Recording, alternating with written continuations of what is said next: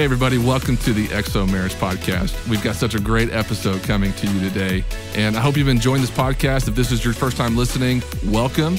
We're going to be talking about XO, and you may not know what XO is, or you may have heard of XO, and we do these conferences all around the country every year, and we bring in great speakers, and we talk about relevant topics to help you grow in your marriage. My name is Brent Evans. I'm the president of Marriage Today and the founder of XO Marriage.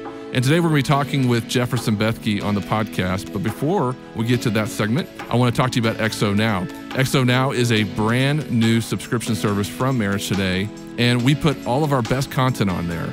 So you'll be hearing from all the speakers that come through the XO stage, plus a lot of series from my father, Jimmy Evans, are on there as well. And we keep adding brand new content every single month. So you want to check that out. But we're also giving away XO Now subscriptions. You may be asking yourself, hey, how do I win an XO Now subscription? We are going to be rewarding people who participate with the show. So those of you who are out there, you're listening, and you've never given us a review, I want to ask you to go on and give us a review. And you can be as kind or as mean as you want to, but a 5-star review would be awesome. I would be your best friend. And if you want to do that, you go on there, leave us a review, but also write something, write on there what you think about the podcast, what you've learned from it. That really helps to grow this ministry and this podcast. And so once you go on there, we'll be selecting at random somebody from the review list, and we will be giving them their XO Now subscription. So if you hear your name at the end of this podcast, you'll want to email podcast@xomarriage.com for your winning subscription service. We've got a great podcast episode. Jefferson Bethke, you're going to want to know more about him. He was at the conference in 2018,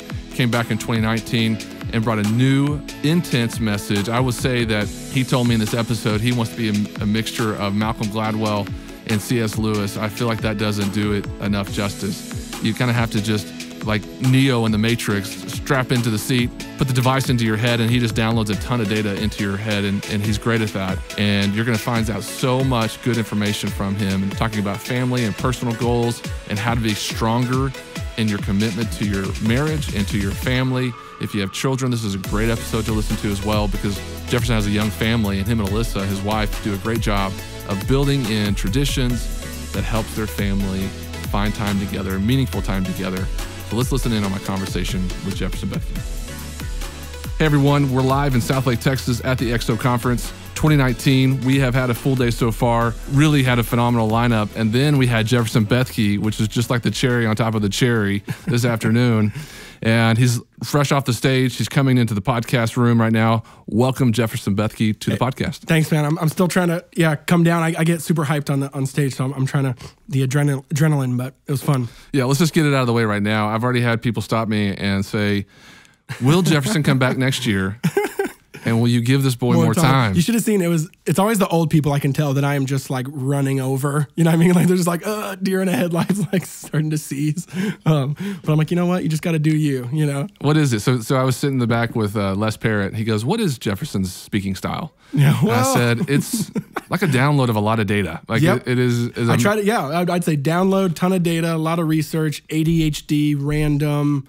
If I could synthesize it, here's my dream. When I'm 50, I want to be kind of like Malcolm Gladwell plus like C.S. Lewis, like some Christian theologian, you know, so more like the storyteller data plus like more of just like a Bible guy, you know? So I don't know, but that's the dream. So I don't know, maybe give me 20 years and I'll have honed that in right now. Right now it's just like an ADHD sermon. I can see Gladwell. That's amazing because he says things in a way, he takes perspectives that nobody else has thought through. Yeah, and I love him and some other thinkers like him, but yeah, of just like, super good. Yeah. Well, you came in, this is where we are different. You came in, you were at a hotel by yourself. Dude, it was with no kids. And you're like on Insta Story. I was watching your Insta Stories last night talking to your... I went and saw Into the Spider-Verse, amazing film. Which was awesome. Have you seen it? Yes, just saw it last weekend with the kids. Blew me away. Like, I mean, cinematography, visuals, storytelling. Oh yeah, and if you're an actual like comic nerd like I am, all the little nuggets they put in there that most people wouldn't have seen, it was phenomenal. But yes, I love being alone. And that's maybe... Alyssa always says this. She's like, she knows what I'm thinking because it's like, it's almost like thinking about sermons, stuff like this, because I have to be alone. And then when I'm done with that, then I want to like, or if I'm not in a season of reading or researching or writing a book, then I want to be with people. But I kind of tend to not have to be able to do both super well. But yeah, so eating alone, movies alone, that's like my love language. Mm-hmm. Do you feel like ever, and do you and Alyssa talk about this, that your lives are on display all the time? So people feel like they know you already so well? Totally. We try to walk a fine line where like there's some calls we've made where like, daily vlogging isn't that big of a thing anymore, but like 2 years ago, that was like the main thing on YouTube, where the biggest people on YouTube are vloggers, etc. And that's stuff like we're like some type of daily content production camera in our home, like stuff like that. We're like, yeah, that feels like a little too much. But yeah, the other stuff, like as long as we're living from a place of authenticity and honesty and feel like we're doing what we normally would do, then we always have to check ourselves, of course, on that. Then we're okay sharing it in hopes that it can be encouraging or equipping to other people or start a conversation. Because some stuff I'll post, or even our podcast, yeah, it's like I haven't figured this out, but what do you guys think? So I actually love the feedback loop of the internet and putting stuff out like that. But I do think there's certain boundaries, and we actually did a podcast episode on that. I do think people overshare sometimes on the internet. I think people share a little too early. Mm-hmm. One really quick way to short circuit spiritual growth is when something hard happens, you take it to the internet, not to Jesus. Mm-hmm. And I think a lot of us do that. Like, I think some things should be hidden. Some things should be obscure. That Jesus needs to do his work in you in the dark place. Meaning like in like where the light's off, where you're wrestling, you're, kind of like the Jacob and the ladder. Can we unscramble that egg? Can you get people to stop using that as an outlet for their emotional pain? I don't know. That's what I'm saying. It's very tough because we've never had... My question of people is like, when they say like, oh, is that me or do I do that? Well, I just say, okay, no other time in human history has there been less friction to overshare? So like, if you're like a millennial, then yeah, probably that's you. You know what I mean? Like there's no, like unless you're very strategically thinking about what you share and what you don't share, you probably, because it's so easier than it ever has been, you probably accidentally, are always towing that line or going over it. But I think specifically, yeah, the best way to unscramble the egg per se is really, there's a lot of things we can do, but I think specifically not sharing vulnerability for cool points. I think that's like a trend right now where like, we try to share for the feedback loop, so that I'm either liked or so that then I get like, points on vulnerability. When I think true vulnerability is meant to lead to like healing. And I think again, that happens in the quiet and the dark place. And then also hard spots. You shouldn't be isolated during a trial, but that's real community that should be in your life, not the internet. Does that make sense? Mm-hmm. And so, yeah, I actually have a whole chapter on that in my next book that comes out in October about like the idea of obscurity and how we don't obscure anything in our lives. We actually like to bring a lot of focus to things in our life. So yeah. How's life in Kihei with Alyssa? Are you guys doing good? I mean, Maui's not bad. Maui's not bad. Yeah, no, it's doing good. We actually, 3 kids, we actually just had kind of like a intern for some work stuff, live-in nanny. Like she's one person, but she just moved in with us to help with a bunch of things. So that's really been helpful and alleviating because it was actually a couple people said that like 3 kids, it was even like Craig Groeschel, when I was talking to him about it, he even said like, 3, he has 6 kids, and he was like 3 was definitely the hardest in like a small stage, not like forever or whatever. And he goes, and it depends on how quick you pack them, but 3 you can easily get into the stage of like they're all so like super needy and not super self-capable yet. Welcome to my world. Son. Exactly right. and so he actually says like that's why you should have more kids, because he goes, actually it's kind of like a threshold you reach. That's what he said. He's like, so then you can't get worse from here, is what he said. So then they had 6, and then he said, of course, then just math kind of starts making the oldest be able to help the youngest, etc. But he said 3 is the toughest because that's when they're just super kind of consumption vehicles and not super self-sustaining yet. So we needed the help, and so we got the help. But because that's been fun. And Alyssa's doing good. So the baby's new. I mean, yeah, Lucy's a couple months old. It's her youngest. She's doing good. Easiest baby in some sense, like the least, already the most rhythmic and sleepy and stuff like that and all that. But there's been some other things that have just been tough, I think, with the 3-kid thing. That's like so much juggling. But it's been good. It's kind of just like a dance you have to figure out, And how much domestic travel do y'all do? I mean, is it easy to get set apart? Does the internet keep you close? Yeah, so we don't do, it's always funny. The last 2 trips I think I've taken alone have actually been XOs. This one and last year, just because Dallas is kind of far. And I usually, because Dallas is like a Christian hub, then I'll do some other work stuff while I'm here. And if I do a bunch of work stuff, then it's like, I usually bring a kid, is what I'm saying. But when it's a bunch of work stuff, then it's like, I feel bad for them. Just like, I don't want you coming, work with me all the time. So yeah, so basically what I'm saying is, we don't travel apart too much. But when we do, because we either all go as a family or I'll take like 1 or 2 of the kids, then yeah, FaceTime is like, thank you, Steve Jobs. Thank you. Last question on the family front. What's your and Alyssa's dream 20 years from now? What do you want to be doing once the kids are older and gone? And I mean, I'd always be around, but what's your dream? Yeah. Probably, I mean, the family team stuff we're doing right now, I do feel like I see that it's kind of an initiative we're doing. I see that going for a long time and kind of being where a lot of our focus is helping people build and equip them and encourage them and building multi-generational family teams on mission. And then I could see some type of transition of me, hopefully maybe some type of teaching, some type of, I mean, I already teach, but I mean like kind of more in the like professor-ish kind of lane. So I don't know if that means some type of intensives or seminary or connectedness or I don't know. But I think that is kind of where I'd love to be when I'm 40 or 50. Yeah, that's good. You think about it. I mean, I'm 41. 20 years from now, I'll be 61. That's real. That's real. Yeah, that's 40 to 60 is a difference too. I feel like those are different life stages, and the kids would be adults, and they'll be having kids, and it's weird to think of that. It's weird to go like 20 years, because 20 years is where it's like not just the 5-year thing, but it's like a lot changes in 20. So it's cool to think about. It does. It'll freak you out if you think about it too much. So let's talk about the Amish.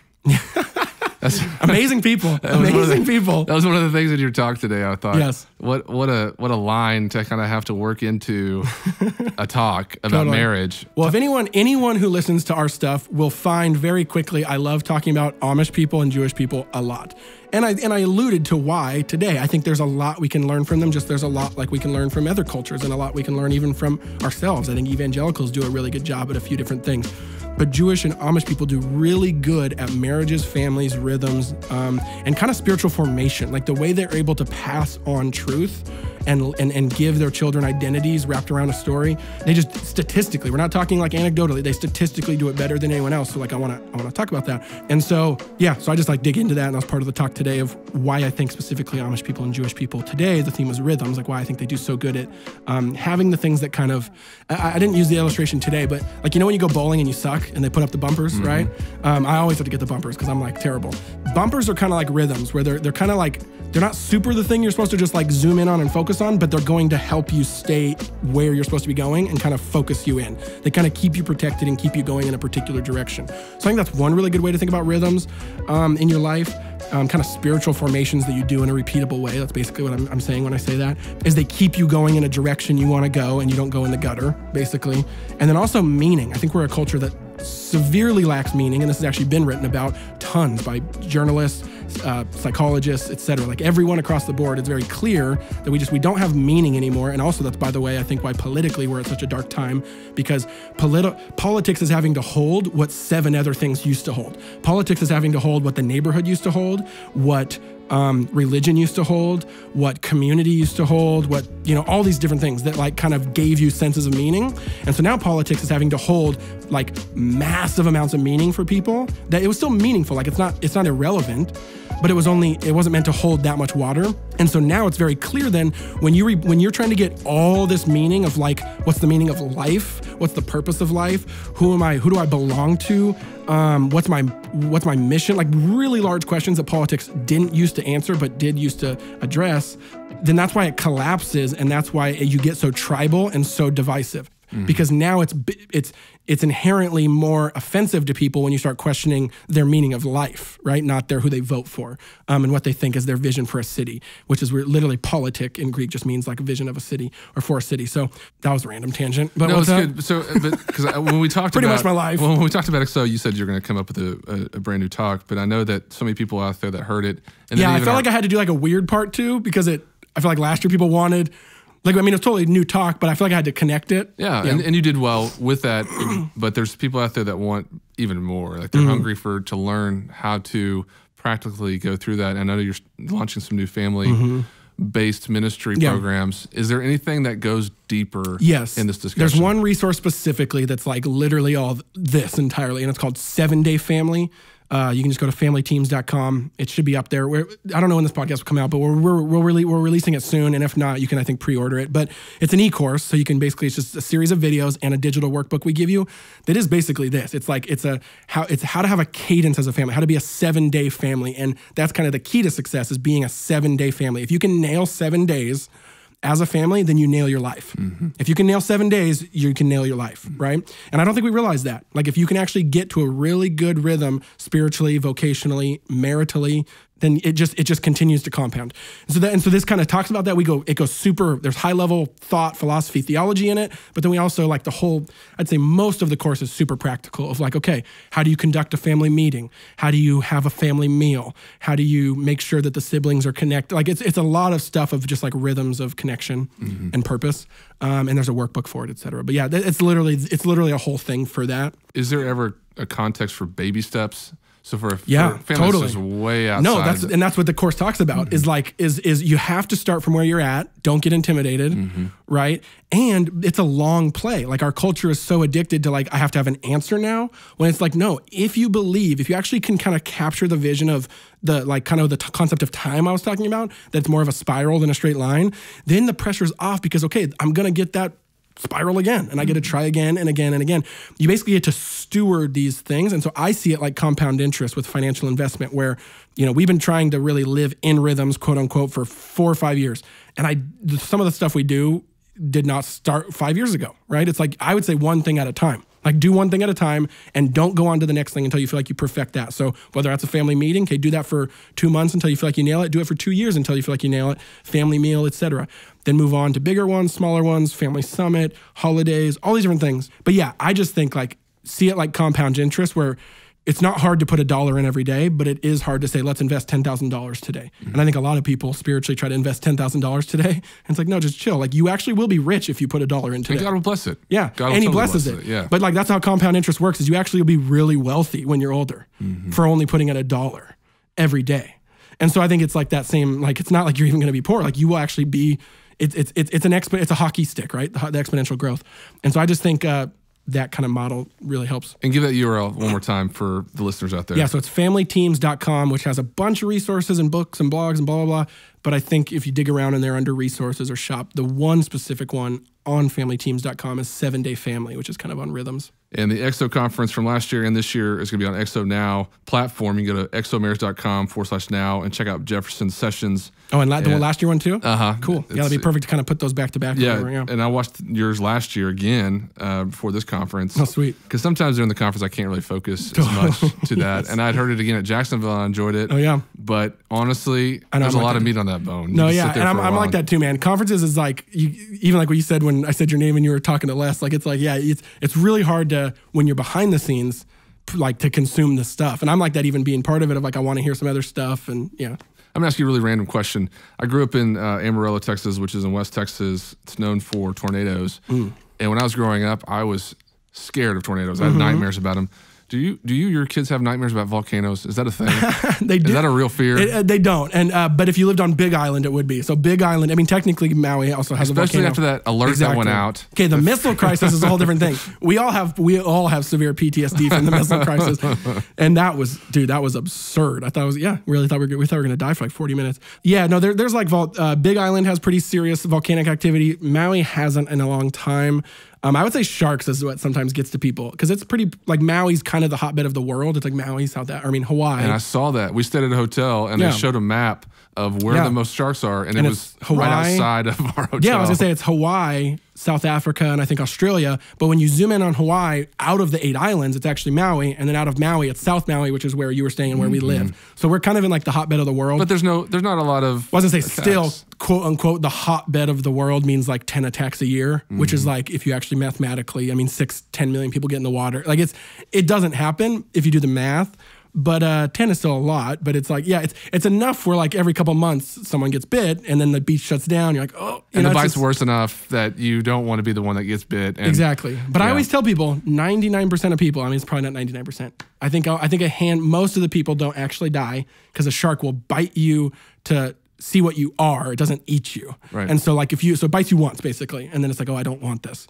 To every human. So then but that's a huge bite. So if it obviously, you bleed out. But it only bites you once, doesn't eat you to death. And so, you basically, if you can get to shore and tourniquet that thing and get to the hospital, you'll probably be fine. That doesn't really encourage Alyssa when I tell her that, but it encourages me. When I'm like, it's actually like they just if they bite you in the right place, and it's, what I mean? Yeah, it's like people who grew up in the Serengeti or in the, Yeah, they just don't chomp you to death, which is the nightmare. They have like lions, walking by them. They're just like, that's not a big deal. For us, we're just imagining them snacking on our body. Yeah, exactly. Hey, this is the EXO podcast. You've been listening to Jefferson Bethke here, and he has been a part of the EXO conference the last couple of years. We'd love having him be a part of it. Him and Alyssa have an awesome ministry. I hope you check them out. What's a good URL to check you guys out? Probably same thing. I'd say familyteams.com or jeffandalyssa.com, but we actually put all most of our activity and kind of stuff we're creating, blogs, etc., on familyteams.com right now. Hey, everybody. Thank you so much for listening to the EXO Marriage Podcast. I do hope today's podcast episode was a blessing to you, that you learned a lot from Jefferson. But you can also check out EXO Now to hear all of Jefferson's incredible talks at EXO conferences this year and last year. All you have to do is go to exomarriage.com/now. And when you purchase a yearly subscription, you get all of the EXO 2019 sessions included with that annual subscription.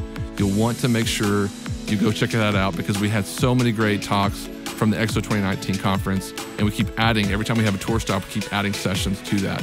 So there's brand new content coming at you all throughout the year. Also, Jefferson mentioned the 7-Day Family Program. That's coming out soon. You can go to familyteams.com for more information. And as promised, we're going to be giving away an XO Now subscription. I have just looked up the reviews and selected somebody at random.